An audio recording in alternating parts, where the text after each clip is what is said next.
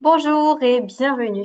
Aujourd'hui, on va aborder une notion importante pour le lycée, l'équation du second degré. C'est un chapitre qui peut impressionner au départ, notamment à cause des formules et du fameux discriminant. Mais en réalité, avec une méthode claire, c'est un type d'équation qui devient très accessible. Dans cette vidéo, je vais vous expliquer simplement comment les résoudre, étape par étape, pour que vous puissiez les aborder sereinement. Commençons par voir de quoi il s'agit. Tout d'abord, la définition. Une équation du second degré est une équation du type ax au carré plus bx plus c, où a est différent de 0, sinon il s'agit d'une équation du premier degré. A, b et c doivent être des réels. Bref, c'est une équation où le x est au carré. Quel est notre objectif? Trouver les valeurs de x qui seront les solutions de notre équation. Pour démarrer, on doit chercher le discriminant. Le discriminant s'appelle delta et pour le trouver, on applique la formule delta est égal à b au carré moins 4ac. Il sert à savoir combien de solutions il y a à notre équation.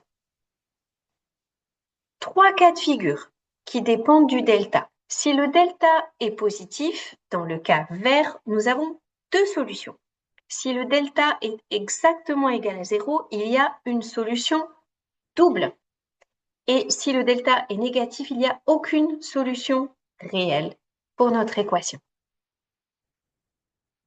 Les formules à appliquer. Si delta est positif, nous avons deux racines. x1 qui est égal à moins b moins racine de delta sur 2a, x2 qui est égal à moins b plus racine de delta sur 2a, et si x est égal à 0, notre racine double est égale à x moins b sur 2a.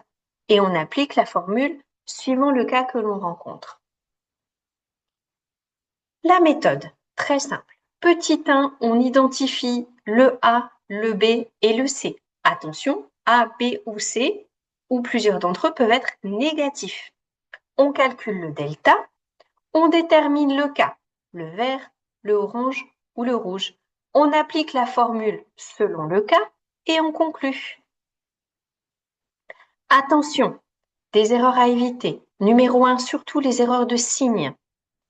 Un mauvais calcul du delta. Oubliez le 2a du dénominateur. Attention, chaque racine doit être divisée par le 2a. Et confondre les formules en fonction des cas. Rappelez-vous, si le delta est négatif, pas de racine réelle. Bref, pour trouver l'essentiel, voici une carte mentale pour vous en souvenir. Rappelez-vous, cette carte mentale peut être téléchargée librement sur mon site internet. Je vous propose maintenant un exercice d'application. Si vous souhaitez essayer, mettez la vidéo en pause et vérifiez la correction ensuite. Nous allons résoudre x au carré moins 3x plus 2 égale 0. Première étape, j'identifie le A qui vaut 1, le B qui vaut moins 3 et le C qui vaut 2. Cela me permet de calculer mon delta, le discriminant, qui est égal à B carré moins 4AC. C'est donc égal à moins 3 au carré moins 4 fois 1 fois 2. C'est égal à 9 moins 8, c'est égal à 1. Je peux tout de suite en déduire que mon delta, il est strictement positif. Donc, il y a deux solutions.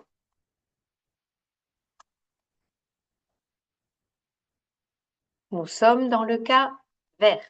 Ma première solution, x1, elle est égale à moins b plus racine de delta sur 2a.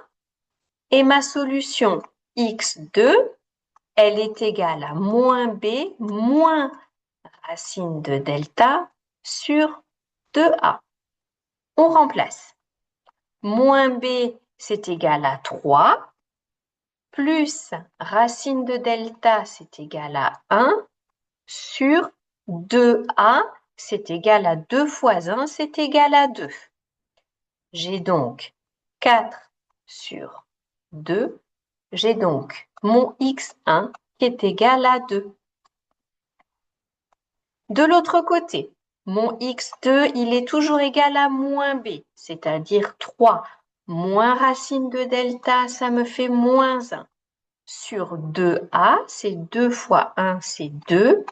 C'est égal à 2 sur 2. Mon x2 est donc égal à 1. J'ai donc deux solutions. S, c'est égal à 1, point virgule 2. J'ordonne mes solutions dans l'ordre croissant. Pour conclure, l'équation du second degré repose sur une méthode bien précise. Une fois que vous avez compris le rôle du discriminant et les différentes situations possibles, il suffit d'appliquer les règles avec rigueur. Comme souvent en mathématiques, ce n'est pas la difficulté qui pose problème, mais la méthode et surtout l'entraînement. En prenant le temps de bien suivre les étapes, vous pouvez rapidement progresser sur ce type d'exercice. Et rappelez-vous, si vous avez besoin d'un accompagnement en mathématiques, je donne des cours en visio en France et partout dans le monde. Le lien pour me contacter est sous la vidéo. Merci de m'avoir suivi pour cette vidéo et à très bientôt pour une nouvelle notion.